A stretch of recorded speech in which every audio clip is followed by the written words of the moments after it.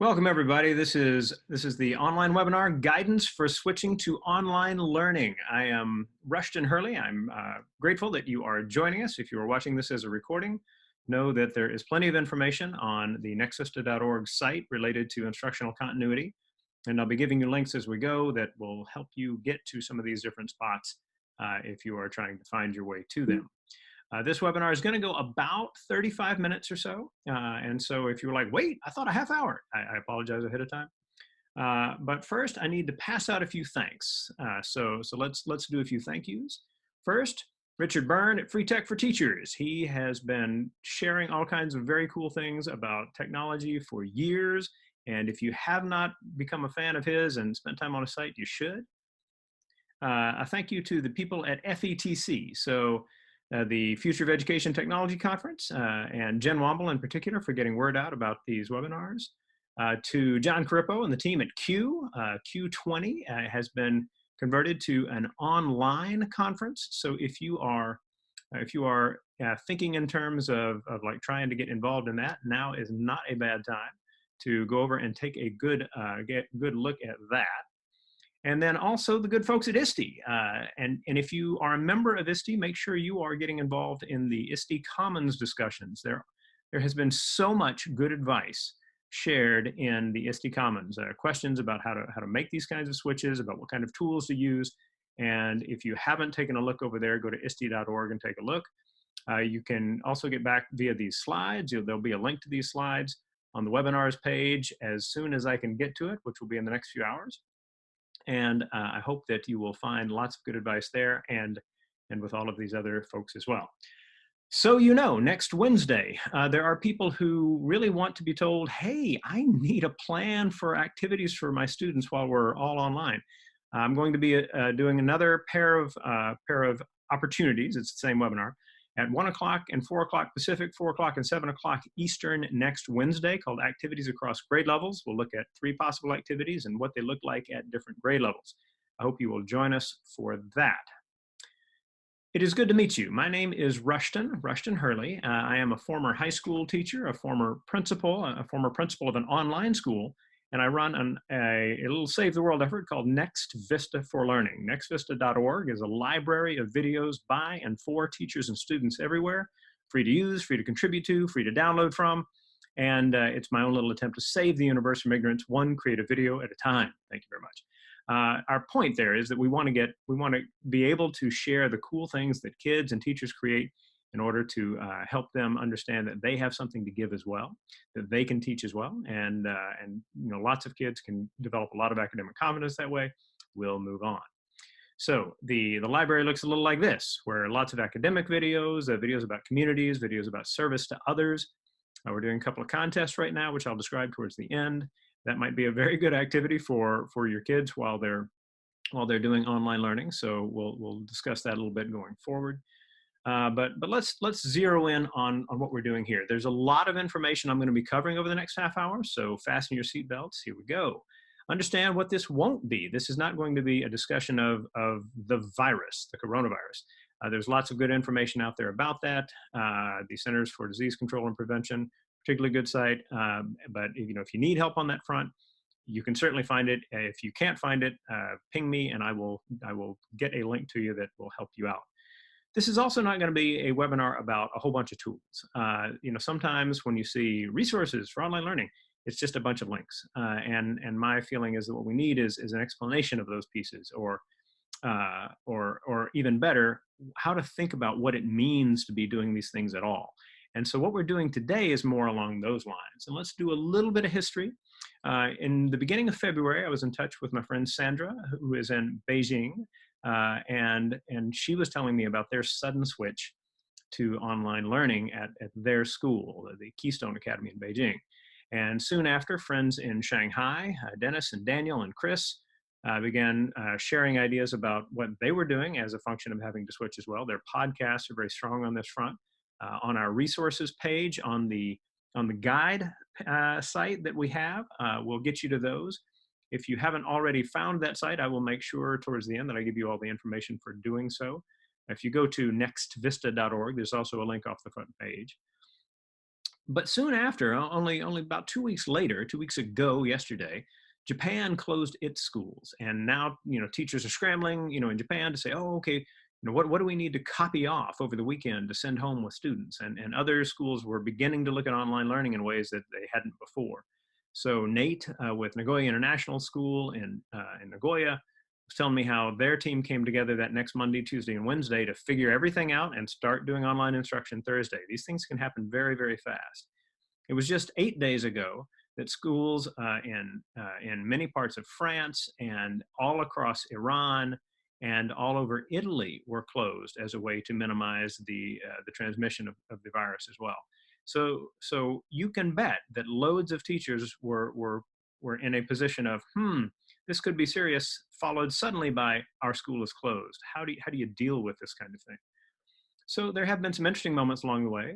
Coronavirus conference gets canceled because of coronavirus. You could probably have seen that one coming, but more to the point, this becomes an issue for us as we think about our schools. I spend a lot of time at Junipero Serra High School in San Mateo, California. It's a Catholic boys' high school.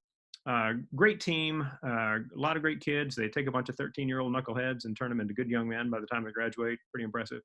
And I like spending time there. Co-teach a class called Creative Solutions for the Global Good. Shout out to my students there. But when we started looking in this in high gear, which was early last week, we were like, okay, we need to get everybody up to speed on the tools they're going to need very quickly. A full day in service that we had scheduled last Thursday, 8 days ago, was going to be about something else, got switched entirely to online instruction just in case. And then Sunday night, we got word that the family member of one of our students had tested positive for the virus, and the school closed for 3 days to do a deep cleaning. During the 3 days, that was earlier this week, we got word from the Archdiocese that all schools were going to be closed through March 25th. And I think March 25th is perhaps optimistic. So when you think about these things, understand that it can happen very, very quickly. And what you do now is going to make a big difference with regard to being prepared to help your students continue their learning and connect with each other and de-stress as much as possible in the face of the emergency that we are dealing with. So here was our framing question, right? If everybody has to stay home, what does that mean? What do we do to help our students continue their learning? So this is an issue of caring. We're trying to care for our students, their learning, and ourselves. Now that last one is very important because it is hard to do the first two if you're not doing the third, right? So the kinds of things that we have the luxury of doing when we are in person, of reading people's facial expressions, we lose that to some extent when we have to switch to online learning. And so we have these very important questions that we ask each other about, okay, well, how do we take the strengths that we have as educators, as administrators, as support teams, and bring those to our students in a different environment? So real quick in the chat, what I would love for people to do is just kind of put in, have you closed? Has your school closed? Is your school about to close? Are you talking about it at all? Let's take just a minute and add those kinds of things to the chat. So where is your school as they deal with these particular issues? If you are thinking, you're thinking, oh my God, we don't know, they're meeting right now, then let that be your comment as well. I see that Shauna's school is closed for 3 weeks, Jennifer's for 2 weeks. There's contemplation of closing. All right, here we go. Lots of things coming in right now, and so know that if you haven't started talking about it, that doesn't mean you're necessarily a long way from closing. It could be that you go home from school today and you get word during the weekend, like happened to us at our school, that you wouldn't be coming back on Monday. So you have to think in terms of, what if I have just a week of school to prepare our students and our team? What if we've only got a few days? What if I only have the weekend? These are part of the things to put into your thinking as you begin to decide, okay, what is it you can do? All right, let's keep going. I am going to divide the content in this session into 3 main pieces. Tech choices, not that I'm going to spend tons of time on the tools, but just to make sure that you have a framework for thinking about them. On teaching and on leadership. I think that all of these are for all of you. I don't think, for example, that if you're a leader, then you should look away during the teaching part, nor if you are a teacher, you should look away during the leadership part, because what we want to do is we want to have a good sense of this is how we can help all our students. And understanding these from multiple points of view is going to be important for doing that. Especially when we're talking about tech, know that the goal is not to overwhelm. This is certainly not the time to be like, hey, we're all going to adopt these 8 tools, right? This is a time not to do that, but instead to think very specifically about what people are already using. So to whatever extent you can take what you are currently doing and shift that over to online, that minimizes the tension related to making changes, the stress related to making changes, the confusion related to making changes. So if for example, you are already using certain kinds of tools that are working very well, great. But there are some other things to consider with that. So if you have not surveyed your students, you should try to figure out how many of your students have meaningful access at home. There is on our site, there is text that you can use, that you can build from as you're building a survey in Google Forms or anything similar to be able to find these things out. And it may be that as you go about these things, you're trying to figure out, well, what's our frame? The frame is going to be some kind of LMS, typically, right? So if you don't use, say, Google Classroom or Microsoft Teams or Seesaw or something like that, then you're going to have to figure out very quickly, like, what is it we're going to do to frame the content that we give our students? I mean, it could just be, say, a Google Doc that you update regularly. And if it has to be, maybe it's a set of emails that have a consistent subject line, right? But what you need is to work with the things that are not just comfortable to you or that you can get comfortable with very quickly, but what will work with your students. So feel free on the guide to click that particular page that has to do with text for a survey and use that to whatever extent you can. All right, let me see. Also understand that there are a lot of issues related to grade level.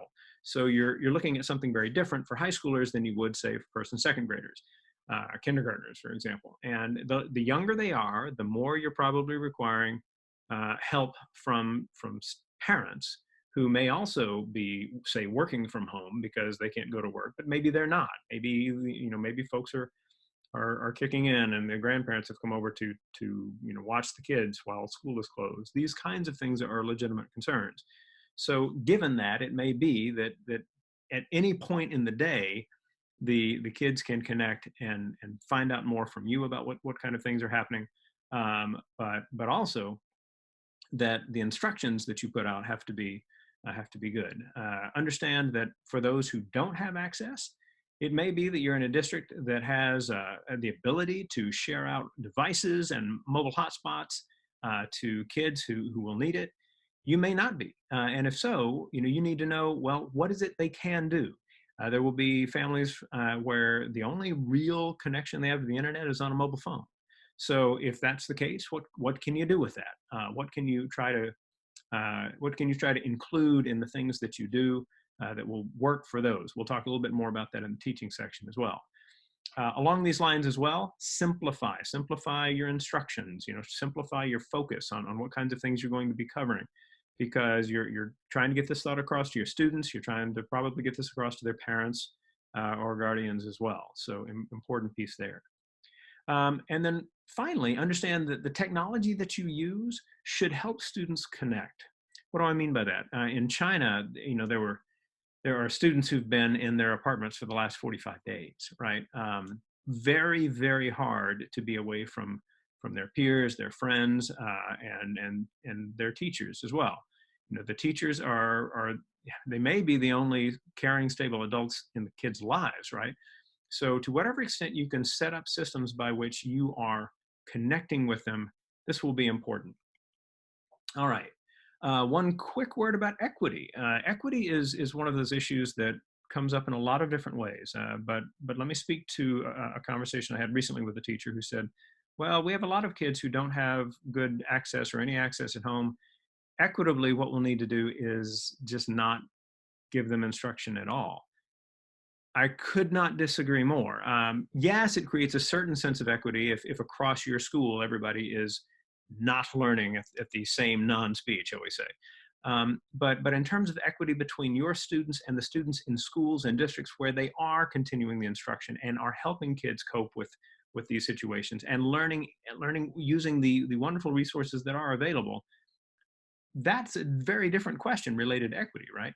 So there may be some very difficult conversations that people have about, okay, well, what do we need to do to create content, create material that we can send home, so that those folks who don't have access will be able to do something legitimate? How do we take that from just being a packet of worksheets to something that's far more academically meaningful? Those are questions that people have to get together and discuss now, not later. So let's look at a few tools related to some of the things that are important as you do this. One, like I mentioned before, is some kind of organizing system for how you do your assignments and how people work with these things. Google Classroom is the one that we use at Sarah High School. It has the advantage of being free, which is nice. A lot of them are. Microsoft Teams, Seesaw, there are a lot of these different tools that are out there. But the main thing is that the content that you are sharing is stuff that the kids know where to go to understand what the assignments are. So they need to be able to go to one place where it's like, here's what you need to know today. Here's what you need to know today. And if that's just, say, a Google Doc that you put the new thing on at the top of each day, right? Totally fine, totally fine. But just make sure that the kids know where to go to get it. So if you have to do something like a Google Doc that has like a really kind of big nasty URL to it, use something like tinyURL to be able to get a shortened version that says like, JSHS online March 20 or whatever it is. But, just create something that's more easily transmitted if you have to do it, say, over phone to tell people what to connect to. Hopefully not. Screencasting. Now this is going to be a new tool for a lot of teachers, but as Dr. Stephen McGriff of Divergent Ed Consultants, a former professor at San Jose State University, a former professor in residence at Krauss Center for Innovation at Foothill College in Los Altos, California. As he says, screencasting is the workhorse of online instruction. What does that mean? You might be like, yeah, what is screencasting really? Is that when you like project it to the front just from your laptop? Nope, that's casting. It's a different thing. Screencasting is a video where what's on the screen, the visual, is what's on a computer screen. And the audio is somebody narrating what's happening. So if you've seen a Khan Academy video where you see people drawing it, that's all happening on a screen, and then somebody's explaining it as they go, Khan himself or whoever, right? And those kinds of videos can be put together very, very quickly. My go-to with this is Screencastify. Great little tool. It is, if you are in China doing this, it's actually an extension to Chrome, so you need to find something else, but there are good ones, right? So Screencast-O-Matic is another option on that. If you're using a Mac, QuickTime has a screen capture, make a new screen video thing. So there's a lot of tools for doing this and some very good tutorials out there. I'll spend a moment talking about that in just a minute, the tutorial bit. But with screencasting, you can say, click, hey guys, here's the thing that I want you to read today. Take a look at these pieces, right? I think this is important. Or when we use this site, I want you to be doing this and this and this. Or here's me, and I just want to make sure that you guys know I miss you a lot, and I'm looking forward to seeing you when this is all passed. Those things are all important as we go. If you end up doing one-to-one work with your students, or one-to-one in terms of connection, maybe you're talking to the student and the student's parent at the same time, and you're looking at some writing that the student did, you'll be able to talk very specifically about that as you go. Screencasting is a really, really important piece of how you go about this. Nice note in the chat from Brennan, who says Windows G on your keyboard has a built-in screencaster and recorder, Windows 10. Very nice. So if you want, Brennan, if you want to add more detail in the chat on that, feel free. Zoom, which we're using right now, is another important tool. Really what I mean is some kind of video conferencing tool is important. So it could be Zoom, nice strong tool. Skype is good. Hangout Meet from Google, right? You might even be using WhatsApp on a phone, whatever it takes. If there's a tool that allows people to come together and kind of see each other, that's big. Being able to see each other is important when you understand that for a lot of these kids, it's not going to take long before they start feeling like, oh my God, I am stuck at home, right? And to whatever extent you can be like, hey, it's going to be all right. I talked with three of my students just a couple of days ago, and we were talking about some of the work that we do.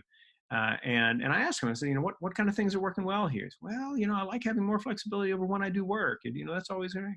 Or like a lot of the explanations I normally get in class, I'm not getting, so I'm having to turn to other students and ask them as we go as well.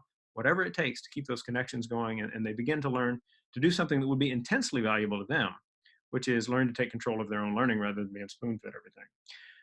The picture you're seeing right now, by the way, is my online service club. If you've heard of Rotary clubs, my Rotary club is the Rotary E-Club of Silicon Valley. Shout out to Save the World people there. And feel free to give that a look if you're curious, or just contact me if that's of interest. Now, one thing that everybody needs to know is that whatever tool might be new as a part of putting this together, YouTube is your friend, right? Go to YouTube and take the name of the tool and add tutorial or an introduction to name of the tool. And in doing that, you can learn loads of things very, very quickly, right? And so as you begin to think about how we're going to get our people up to speed on this, think in terms of that. Some pro tips real quick on YouTube and tutorials. Once you do a search like that, look for the shorter ones. If somebody explains it to you more quickly, and that's good, that's better than, say, 20 minutes. You're 4 minutes into it, you're like, I got it, that's better. Other things are know when it was posted. So there'll be a little thing there, posted 3 months ago, posted 3 years ago. If it was posted longer than 6 months ago or a year ago, it may be out of date with regard to whatever that tool is. The Hush Hush 007 James Bond tip with this is, if you like a particular tutorial, click on the name of the person who posted it. And by doing that, you might find other tutorials that person, whom you already know makes a good tutorial, has made that will help you with the things that you're doing. So think along those lines for YouTube. Teachers, let's take a look at some important pieces of advice for how you think about preparing for switching to online learning. First thing, this is, if you've read my book, Making Your Teaching Something Special, ding, a little shameless plug there. It's all about little things make you better. Being able to say, I can try this in this way. I can ask questions a little bit differently in class, and that allows me to see, things and how they approach what we're doing in ways that I hadn't seen before. I'm asking for their feedback in ways that I hadn't, and that's teaching me some good things and building rapport in good ways. Know that to become a better teacher is not some big grand thing. It's really about the little things you do. And so you can develop a lot of confidence in your teaching by just understanding that. There's also the 5-day teacher challenge. Sounds like a cleanse. What it is a thing that I put together that allows teachers to, over 5 days, to try one of 2 different things and share it with each other. If you're curious about that, let me know. So things you need to know about your teaching. It's going to be very hard to cover the same amount of material. Online instructors kind of again and again and again will say, like, this, it's just different than a face-to-face. And it takes time to go through the forums and read these things rather than just say things, when people are together. It's good to really zero in on, like, what are the most important parts of your lessons? This is a good thing to do anyway, of course, right? What are the things that people need to remember when they go through any kind of learning activity at all? Do they remember that at the end of it? And build your learning activities online, and then later when you come back to school, around the same thing, because that's important to do. Now, if you have not closed yet, and most of you have not, good. What you need to do is try these things out. Try them out with your students. Have work these into lessons that you do next week to see if they come back with questions about how to make it work with what you do. Those will be really, really good moments for getting prepared. And if you have developed a good video conferencing system, ask them their opinions of the things you're doing. Remember, teachers, you are not omniscient, not omniscient. It is okay to say, this is something that I'm working on, I'm kind of new. What do you think? And work with your students on that. That kind of we're all in this together thing will go a long way for the rapport you need to continue your strength as a teacher online. Make sure to work some non-screen time into your assignments. We do not want kids sitting in front of screens 12 hours a day, right? That's just a bad idea. And so consequently, if you are doing things where you're go out, go outside, take a picture of this kind of thing, write a piece related to that, get them away from the screen when you can, so that they are trying to balance out, their experience rather than doing just a whole lot of sitting, like, say, I have this week, just saying. All right. And also know that the conversations you are having with your colleagues as you do this, if you go from, we only talk about the game last weekend, or, this and this and this, to how did you approach this? What kind of things are you doing that the kids really like? Those kinds of creative discussions about how to use tools effectively are not simply useful for what we're doing right now. They will allow you to be more personally and professionally satisfied with your work as a teacher. So think in terms of like, oh, okay, yeah, I need to connect with the other members of my grade level, the other members at my department, and talk about what's working well and what we're hearing from the kids with regard to how to use these things more and more and more effectively. Now, some people are in that space of like, I need a step-by-step guide on what to do. Well, the short and not happy answer is that doesn't quite work, because every group of students is a little different. What they have access to is different. How they see these things is different. And so you really have to begin to rely on the creativity that's within you, right? To say, I'm going to try this out. I'm going to try this out. I'm going to try this out. Now that said, next week we do have webinars where I will walk you through some different kinds of things you might do at different levels, at different grade levels. Feel free to join in for that, but mostly think in terms of, I'm going to try something. I'm going to ask the kids, how did this work for you? Like, what can we do? Do you have suggestions? Their suggestions that you follow help build better rapport with them, now, while we're online, when we come back, all of those things. Leaders, let's talk about some of your issues here, right? So as is always the case, decisions you make about time send messages, right? I do a session in a lot of the conferences where I speak about much better staff and team meetings, because for most people, the staff and team meeting is not the high point of their week. So point being that if you use time well, you build the team. If you don't, it breeds a lot of cynicism. So this is all the more true in an online environment. That said, once we're facing an emergency, people actually tend to get very serious and listen very closely to the kinds of things that are going. So use that time well. They may be far less likely to engage in kind of knee-jerk opposition to things, which is good news. Make sure you are modeling the tools that will be used as a part of the online instruction for your school. If you are a leader, try making a screencast, right? And don't worry about messing it up. That's fine. That actually may be an important lesson for some teachers, like, oh, I'm so worried about this, right? Oh, they made a mistake and got through it just fine. Ah, good. That's what they need to know. So make sure you are modeling these things as we go. Understand that the daily communication coming from leadership to all members of the school community is going to be an important issue. And it probably shouldn't be the same person every time. So as the leader, you might be the person voicing the ideas every other day. But other administrators, some of the teachers, and some of the non-instructional teams should be involved with this as well. Involving non-instructional staff is important. It's important because for them, what's going on during a school closure may be very, very serious if they're hourly employees or something like that. Find a way to care for your people. So you can think about things like, the people who clean the classrooms and the hallways, the people who serve food. These are people who can share messages. You can imagine the janitor being kind of on the camera saying, hey, everybody, just want you to know I'm looking forward to getting you back. I hope you guys are keeping a clean home and you're helping your parents, and we miss you, and we'll see you soon. Those kinds of messages are big. Imagine the person who drives the bus, right? For some of these kids, they wake up, they get their breakfast, hopefully, right? They get to the bus to go to school, and the bus driver is the first adult who smiles at them the entire day, right? So if that's the case, having that person step in and say, we're thinking about you guys. Here's a little bit, here's a quick 60-second lesson for you about safety when you're in your car. Whatever it may be, having lots of different folks tell stories about the community and stories of learning can be a really, really good piece. Then finally, you'll be doing loads of encouraging, which involves a lot of listening, connecting with teachers, hearing their frustrations, right? Listening, and then act on that to whatever extent you can. Because as is always the case with leadership, when people know that you will act on legitimate concerns they have, they trust you, right? And trust is going to be an important piece of how to deal with an online environment. So we're talking about stories. And what do you mean we're talking about stories? When we talk about what we do as educators, we're always talking about stories.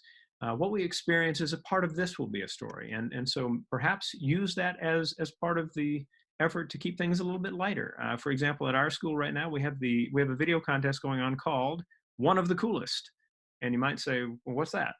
We're asking kids in 30 seconds or less to create a video that answers this prompt. One of the coolest things I've learned at Sarah is, Sarah's the name of the school, right? And then they can put anything in. We did this last year. We got all of these cool videos about stuff that had happened in classes, about things that had happened on sports teams and in clubs. And this is not a bad time for kids to be thinking, what is one of the coolest things I've learned? And describing those things might actually generate content that is useful for your classes across the board. Some quick action items that you might consider. Talk, if you have the luxury of doing so, right? On your grade level teams, in your departments, talk about what you think will and won't work well, about how you're going to connect to discuss these things going forward. If you haven't tried creating a simple screencast, now's the time. There's a lot of anxiety, using a tool, for the first time. The way to get past it is to use the tool for the first time, so that you can get to the point where you're like, good, this is how this works. If you're far enough away from closing that you can say, what would a week's work look like? That's a really good move as well. Well, we meet this way and this way and this way. There was earlier in the week, there was a really good interview on Casey Bell's site of Jennifer Pearson, I believe, who is a teacher in China, and she got some great pieces of advice, especially for the younger students.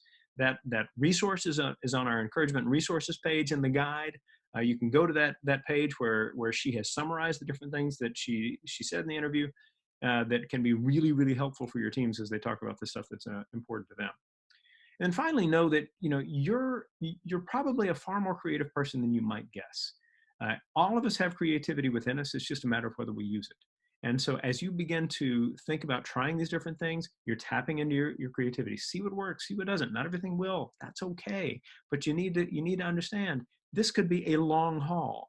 Oh no, we're only closing for 2 weeks. Yeah, maybe. All right. Question coming in from the chat. Where is the guide and resources located? So if you go to nextvista.org, you'll find it. I'll get that link in the chat too, as soon as I can. But there are, if you go to nextvista.org in the upper left, I believe it is at the moment, you'll see links to this, and look for the navigation on the right side of the screen. You can find all these things. So some things that you might have kids do over the next few weeks. Our video contest, Creative Strength, says in 90 seconds or less, creatively explain something one might encounter in school. The videos come to us. We give feedback on the videos as well through the teacher, and we hope that we'll see some wonderful videos from your kids that will help other kids learn things.